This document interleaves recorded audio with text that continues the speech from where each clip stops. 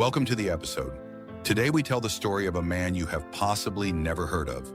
Yet without him, there would be no Mozart operas, no Verdi, no Wagner, no Puccini. His name was Jacopo Peri. He was born on the 20th of August, 1561 and died on the 12th of August, 1633 in Florence. In a working life of roughly 45 years, he composed the world's first opera, or rather, the world's first two operas, one of which is entirely lost, and the other of which survives as the oldest complete opera in existence. His surviving published output is, by the standards of his importance, almost comically small. One volume of songs, fragments of a lost opera, and that single surviving opera, Euridice. He also held a day job as treasurer of the Florentine Wool Merchants Guild, served on the city council, went deaf in his old age, survived 2 waves of the plague, and outlived practically every rival and colleague he ever had. He had 10 children. His son Dino studied under Galileo Galilei. Another son murdered his wife.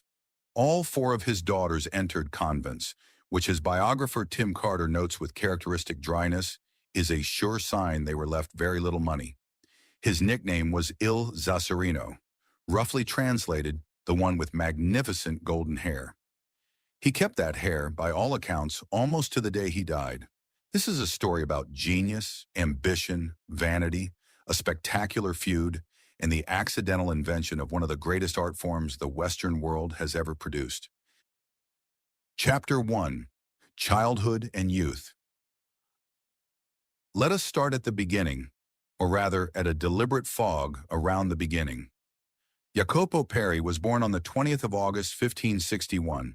Where exactly is a question he spent the rest of his life answering with great conviction and, quite possibly, complete dishonesty. He always claimed to have been born in Rome. His enemies suggested otherwise.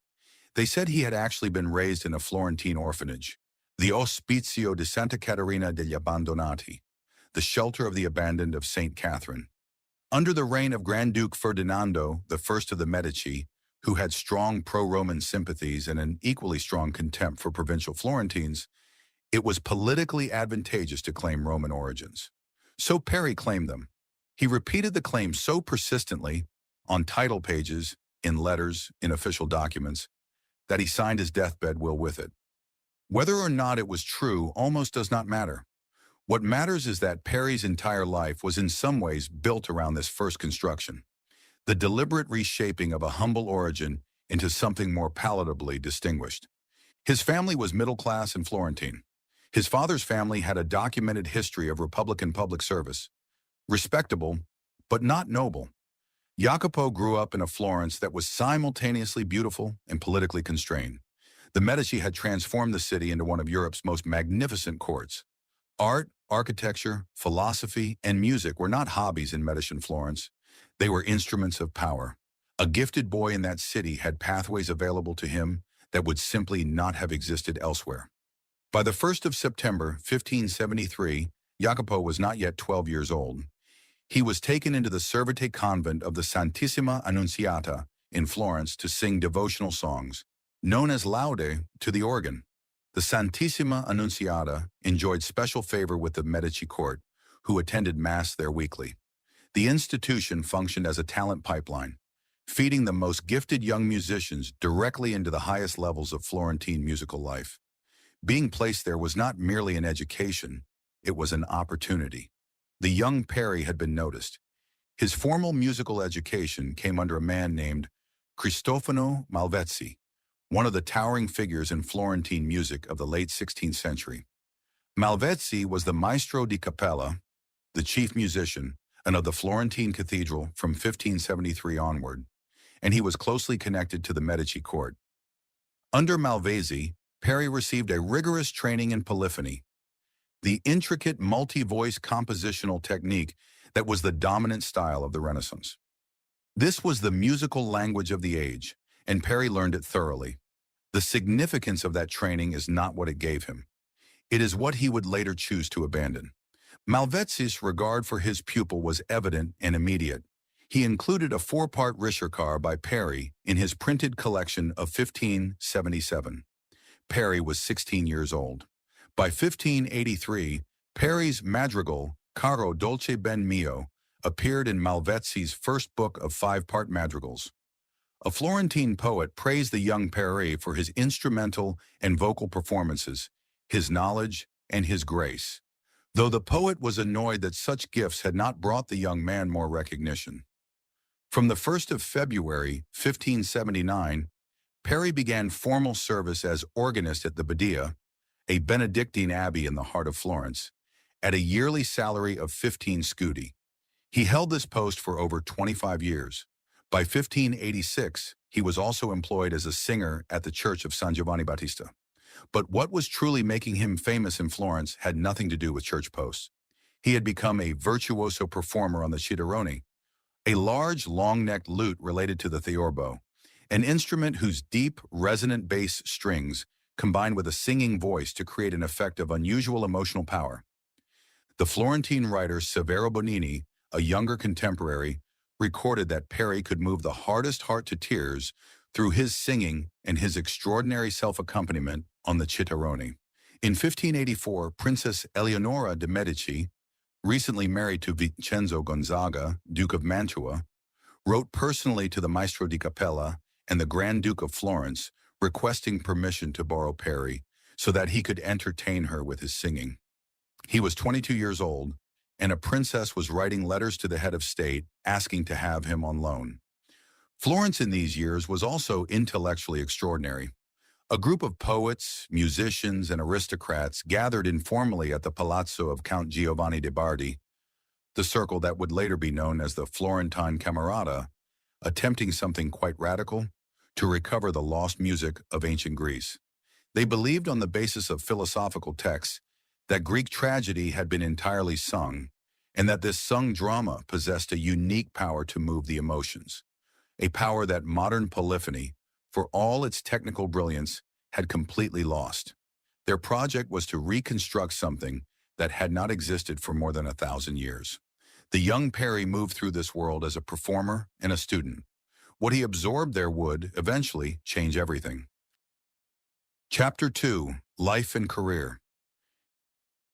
In September 1588, Jacopo Peri formally entered the service of Grand Duke Ferdinando I de' Medici as a court musician, tenor singer, and keyboard player. He was 27. This was the beginning of what would become an almost unbroken 45-year relationship with the Medici court, the most powerful artistic patron in Italy and arguably in Europe. His first great public moment came the following year, in 1589. Grand Duke Ferdinando was marrying Christine of Lorraine, and the celebrations were among the most spectacular cultural events of the entire Renaissance. Peri performed in the fifth intermedio, the elaborate musical spectacle performed between the acts of the main play, singing the role of the mythological singer Arion alone on stage, accompanying himself on the chitarrone in an echo madrigal called Dunque fra torbide onde. One contemporary reported that he sang with marvelous skill and the wonderful attentiveness of the listeners, and that when he sang of melancholy subjects, he would immediately move the eyes of his audience to tears. He was 27 years old and had just performed at one of the most watched events of the decade. It was around this time that Peri entered the orbit of Jacopo Corsi, the most important private patron of music in Florence after Count Bardi's departure for Rome. Corsi was a nobleman composer who had become obsessed with the idea of creating a new dramatic form. He had already started writing music for a libretto by the poet Ottavio Rinuccini, but he recognized a fundamental problem. He could not handle the crucial recitative sections himself. He needed a specialist, a singer-composer who could make texts sound simultaneously natural and musical. Peri may not have been Corsi's first choice. The established Maestro di Cappella was too old and too committed to the old polyphonic style. The other major singing composer, Giulio Caccini, was at that moment in social disgrace, and the young Marco da Galliano, who would later become a significant composer, was not yet 15. Peri may have been the most available option rather than the most obvious genius.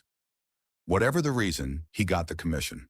The result was Daphne, a setting of a libretto by Ottavio Rinuccini, based on the myth of Apollo and Daphne from Ovid's Metamorphoses, filtered through the Camerata's obsession with Greek drama. It was first performed privately in the winter of 1597 or 1598, and then publicly during the carnival season of 1598 at the Palazzo Corsi in Florence, the building now known as the Palazzo Tornabuoni, where a plaque still commemorates the event today. Daphne is almost entirely lost, but it was received with enthusiasm, and its very existence had already infuriated the competition.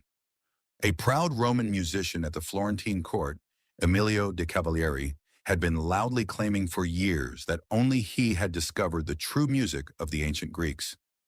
On the 5th of April 1600, Cavalieri formally complained in writing to a court secretary that Daphne had surpassed his own work.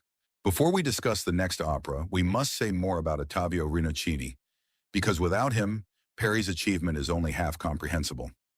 Rinuccini was born in 1563 into a noble Florentine family, a court poet of exceptional refinement who combined deep classical learning with a sharp theatrical instinct.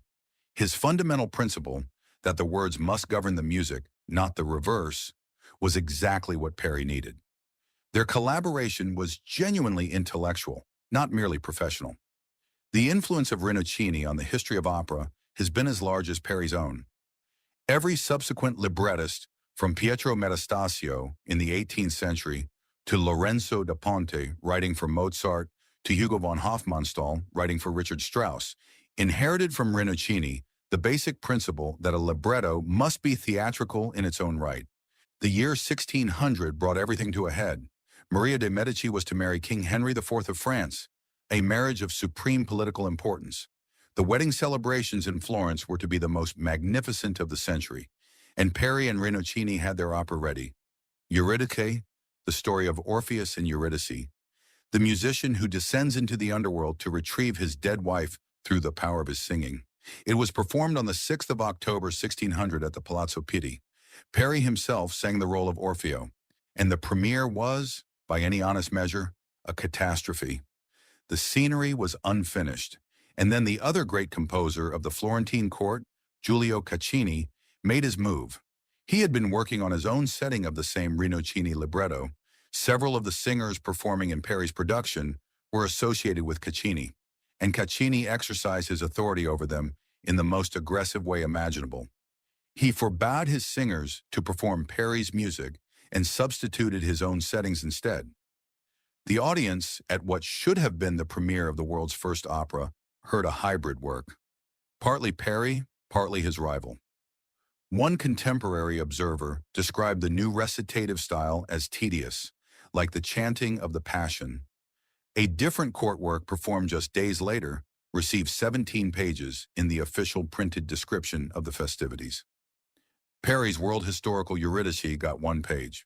Caccini then raced Peri to publish the score, and won even though Peri's version was the one that had actually been performed. Peri responded in the only way he had available to him, with dignity and devastating honesty. In the preface to his published score, he described what had happened and then wrote of his own work. "I did not reach the height I had believed to be possible with this method." He never published a sequel, but what he published was enough to change the world. The rivalry between Peri and Giulio Caccini is one of the most consequential feuds in the history of Western music.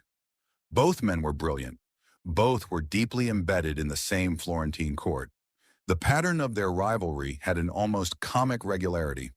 When Caccini was politically strong, Peri became invisible, pleading illness, retreating from public duties. In 1604, Caccini took his entire family to Paris for an extended working visit.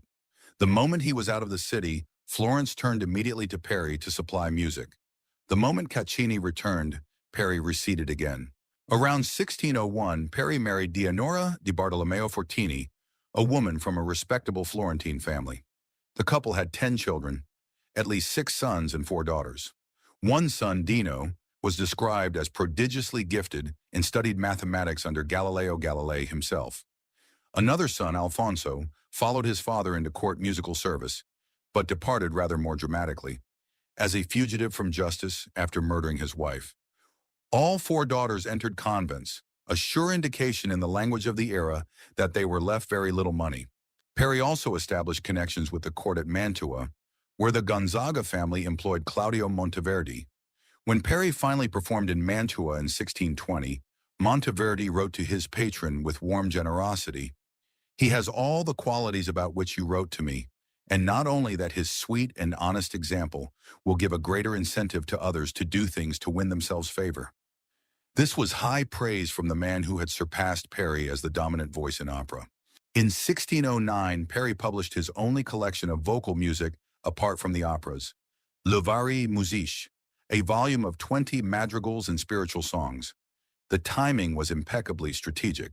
His arch-rival Caccini had just fallen from court favor. A new Grand Duke with no particular prejudices had taken power. The collection was reprinted in 1619, the year after Caccini's death. The publisher, citing continual demands as justification. Caccini's death had cleared the field, and suddenly Peri was fashionable again. By 1618, Peri was 56, going deaf, and facing the precarity of a court musician whose performing capacity was declining. Through the personal intervention of his patron Ferdinando Gonzaga, Duke of Mantua, he secured the official post of Camerlengo, treasurer, to the Arte della Lana, the Florentine Wool Merchants Guild. The post was prestigious, well-paid, and permanent. He held it until his death. He also served as a member of the Concilio del Duecento, the Council of 200, Florence's civic deliberative assembly. The inventor of opera was simultaneously a municipal treasurer and city councilor. Peri's last major operatic work was La Flora, composed jointly with Marco da Galliano to a libretto by Andrea Salvadori, and performed at the Medici court in October 1628. Salvadori had become Peri's principal literary collaborator since Rinuccini's death in 1621, but their most ambitious joint project, an opera called Iole ed Ercole, was strangled at birth by the continued interference of the Caccini family. Giulio Caccini's daughter Francesca, herself a composer, persuaded the court to cancel the completed opera on the grounds that its subject matter, a wife deserted by Hercules, was inappropriate for a wedding. Salvadori's retaliation was immediate and theatrical. He cast Francesca as the character Discord in one of his later works. Chapter 3, Final Years. By the late 1620s, Peri had effectively retired from the active creation of new dramatic music. He was in his late 60s. He was deaf.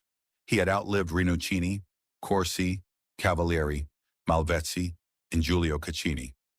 The musical world had moved on. Claudio Monteverdi had taken the operatic form that Peri had invented and transformed it into something far more dramatically and harmonically sophisticated. The public opera house, a concept that did not exist in Peri's day, when opera was exclusively a private court entertainment, was about to be born in Venice. Scholars who have studied Peri's last surviving music, his contribution to La Flora in 1628, note something striking. It is, in terms of musical language, almost identical to Euridice, written 28 years earlier. He had not developed. He had not reinvented himself. The style that had been so revolutionary in 1600 had become, for Peri, simply the way he wrote. He had invented a language and then lived in it for the rest of his life. This is not a criticism. It is, in its way, a kind of integrity. In 1630, the Great Plague swept into northern Italy and reached Florence. The Florentine epidemic of 1630 to 1632 killed approximately 9,500 people. The city was transformed into a landscape of quarantine, emptied streets, and mass graves outside the walls. Peri was 69 years old when it began. He survived it. Then in April 1633, a second wave struck. Again, Peri survived. The city's health inspectors eventually declared Florence safe. Peri died in August 1633. Shortly after the all-clear had been officially sounded, he was 71 years old. He had survived the plague twice and died anyway, in a newly certified safe city, of causes the records do not specify. He signed his will as Noble Fiorentino, Florentine nobleman. He had maintained the fiction of noble birth to the very end. Despite the Wool Guild salary, the real estate holdings, the civic appointments, and the decades of court employment, his estate was apparently modest. He was buried at the Basilica di Santa Maria Novella in Florence, one of the great Gothic churches of the city, which still stands today.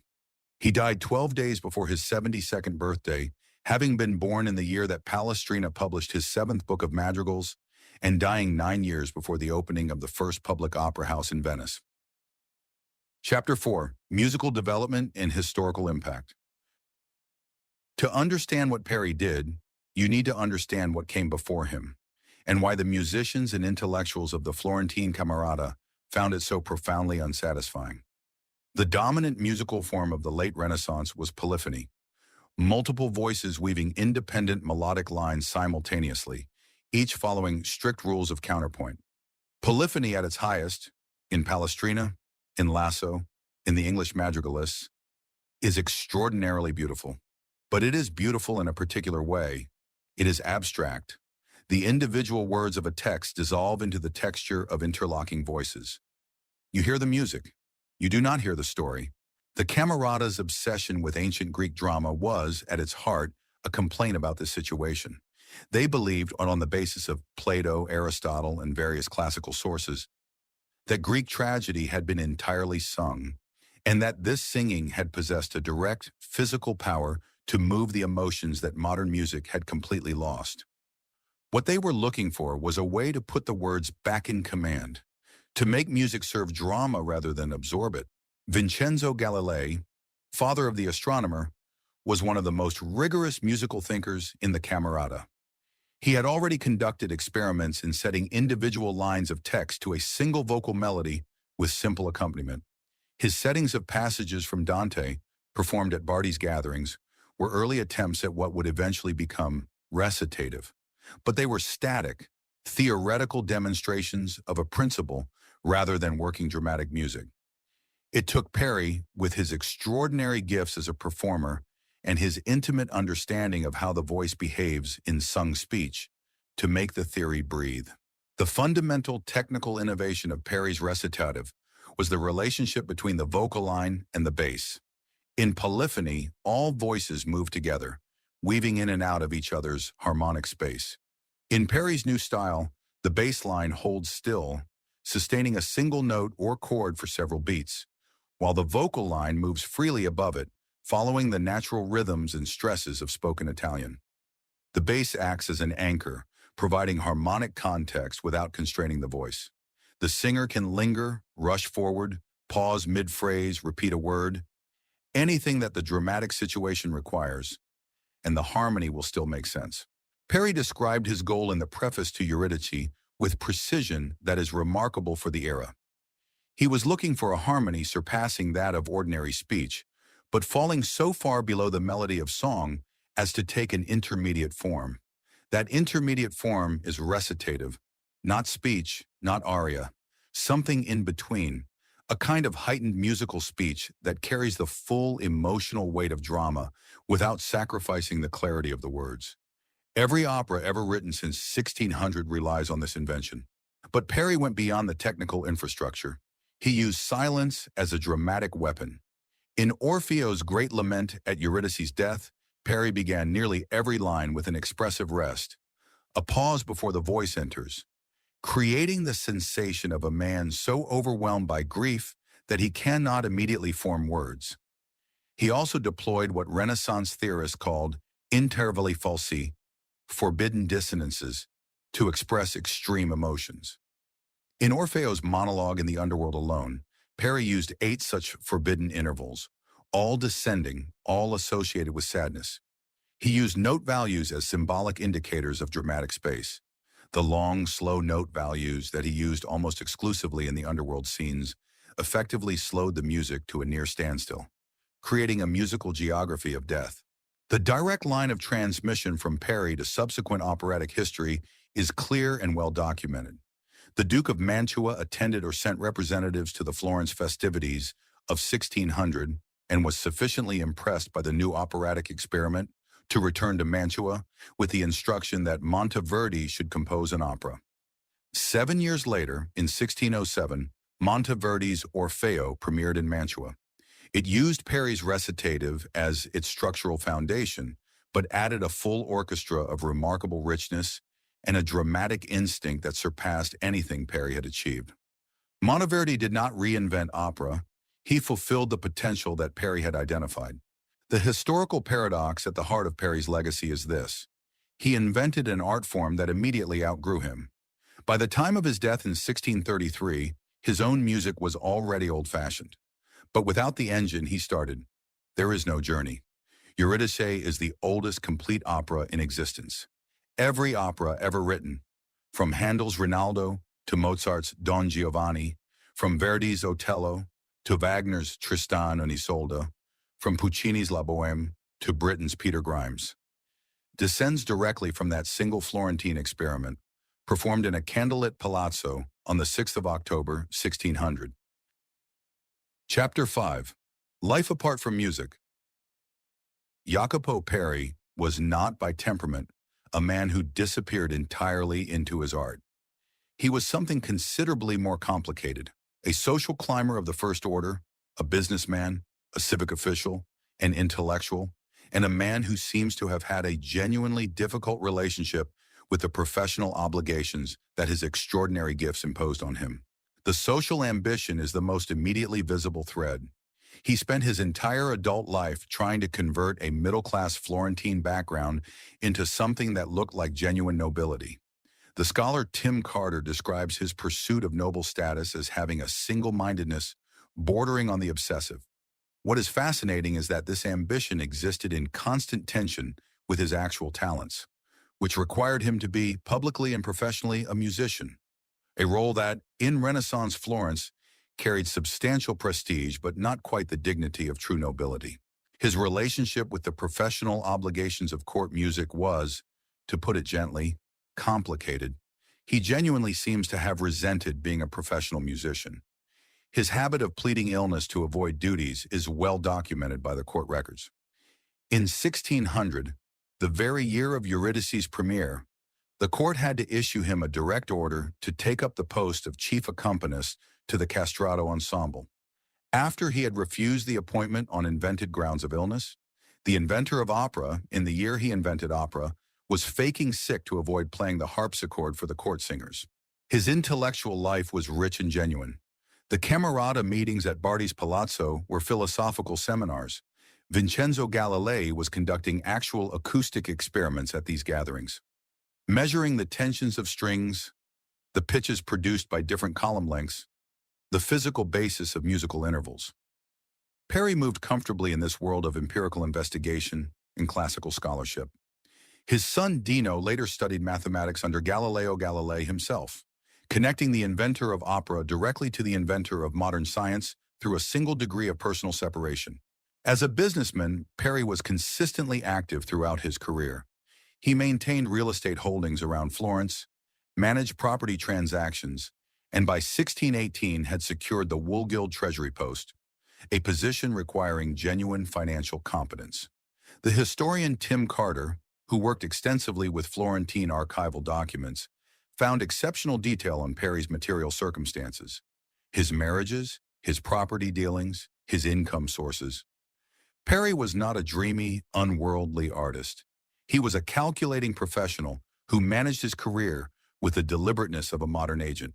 His relationship with religion was the ambient faith of his social world rather than a source of personal spiritual drama. He was a lifelong Roman Catholic. He composed Easter music and included spiritual pieces in his 1609 song collection. But there is no evidence of religious crisis, mystical experience, or theological controversy. What is more striking and more characteristic is his secular humanism, the Neoplatonic belief, absorbed from the Camerata, that music possessed a rational power to move the soul, a power that could be understood, analyzed, and harnessed. For Peri, the emotional power of music was not a mystery. It was a problem to be solved. And then there is the hair.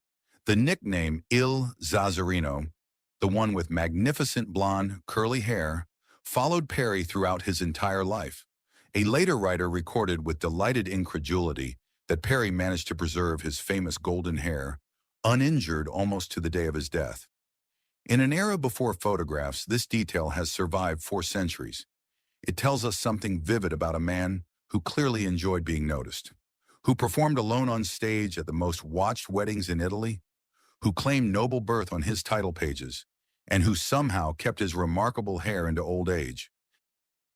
Chapter 6. Where to find him today. Jacopo Peri has no dedicated museum. There is no Peri Foundation, no Peri Prize, no annual festival bearing his name. His legacy lives instead in the broader ecosystem of early Baroque music, Florentine Renaissance history, and the global world of opera performance. But for those who wish to follow his traces, there are many doors to open. The most immediate is the city of Florence itself. The Palazzo Tornabuoni, which was the Palazzo Corsi in Peri's day, the private home of his patron, is the building where the world's first opera, Daphne, was performed in 1598. The building still stands on the Via Tornabuoni, Florence's most elegant street, and a plaque marks the history. The Palazzo Pitti, where Euridice premiered on the 6th of October 1600, is today one of the great museum complexes of Florence. Peri himself is buried at the Basilica di Santa Maria Novella, which is open to visitors and contains one of the extraordinary collections of Renaissance art in the world. The Basilica of the Santissima Annunziata, the Servite monastery where Peri received his first musical education, is an active church still open to visitors, a short walk from the Galleria dell'Accademia. The Accademia della Crusca, the ancient guardian of the Italian language, founded in Florence in 1582 and 1583, the same institution that apparently tried to resist opera being staged at court in Peri's day, continues to function today from its home in the Villa di Castello in the northern outskirts of Florence. It is one of the oldest linguistic academies in Europe. For scholarly engagement, the single most important recent publication is Orpheus in the Marketplace, Jacopo Peri and the Economy of Late Renaissance Florence, by Tim Carter and Richard Goldthwaite, published through Harvard University's Villa Oronzati, the Harvard University Center for Italian Renaissance Studies in Florence. This is the most comprehensive modern scholarly treatment of Peri's life and draws on original archival documents. Oronzati itself is open to researchers and holds significant library and archival resources on Renaissance Florence. For scores, the International Music Score Library Project provides free digital downloads of the complete Euridice and the Rivalries Musici song collection. Choral Wiki offers free performing editions of individual pieces. Regarding learned societies, the Society for 17th Century Music is the principal academic organization dedicated to the music of Peri's era and publishes the Journal of 17th Century Music, which has hosted significant scholarly work on Peri and his circle, including a landmark 2000 conference dedicated to the 400th anniversary of the birth of opera. The American Musicological Society and the Royal Musical Association, the British equivalent, both publish peer-reviewed scholarship on early opera and Florentine Renaissance music. In terms of live performance, the most significant recent production was a collaboration in October 2025 between two of America's finest early music ensembles, the Haymarket Opera Company and the Newberry Consort of Chicago, who co-produced a concert presentation of Euridice at the Art Institute of Chicago using period instruments and a cast of 10 period vocal specialists. The performance sold out immediately. The American premiere of Euridice had taken place at the University of Chicago in 1967 in an edition prepared by the musicologist Howard Mayer Brown, co-founder of the Newberry Consort. That connection now spans nearly 60 years. The Newberry Library itself, one of the great independent research libraries of North America, located in Chicago, holds a significant early music research collection and regularly hosts public events. In Europe, the Opera Royale de Versailles has staged Euridice in recent years with period instrument forces. The Innsbruck Early Music Festival and the Utrecht Early Music Festival are among the leading European platforms where Peri's music occasionally appears.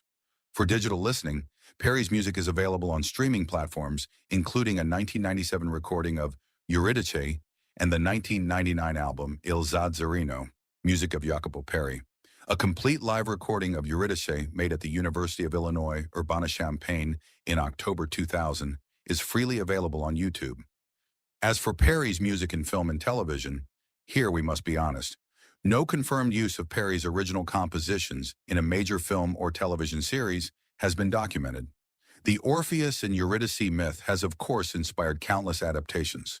from Jean Cocteau's Orphée in 1950 to more recent retellings. But Peri's specific music of 1600 has not yet crossed into mainstream popular media. Perhaps that is an opportunity waiting to be taken.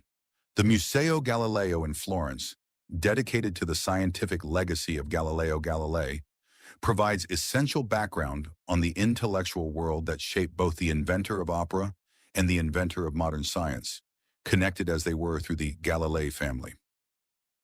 Summary. Jacopo Peri was born in 1561 and died in 1633. In the 71 years between those dates, he composed the oldest surviving opera in the world, invented the technique of dramatic recitative that became the structural foundation of an art form practiced on every continent for 400 years, survived 2 waves of the plague, raised 10 children, ran the finances of the Florentine Wool Merchants Guild, served on the city council, kept his famous golden hair almost to the end, and died in a newly certified safe city of unspecified causes. He was not, by his own admission, a towering genius. He did not reach the height he believed possible. He was overtaken very quickly by Monteverdi and by the unstoppable momentum of the form he had set in motion. His published output was, for a man of his historical significance, remarkably small. He was vain, strategically dishonest about his origins, obsessively class-conscious, and deeply competitive. He also created something that had never existed before and that has never ceased to exist since. That is enough. It is, by any measure, more than enough. Thank you for listening. If you have enjoyed this episode, we encourage you to seek out a recording of Euridice, the oldest complete opera in existence, and to hear for yourself what a Tuesday evening in a Florentine nobleman's palazzo in the autumn of 1600 might have sounded like. The music is quieter than you expect, and stranger and more moving. It sounds in the best possible way, like the beginning of something. If you enjoyed this episode, please share it with your friends and take a moment to rate the podcast. It really helps us.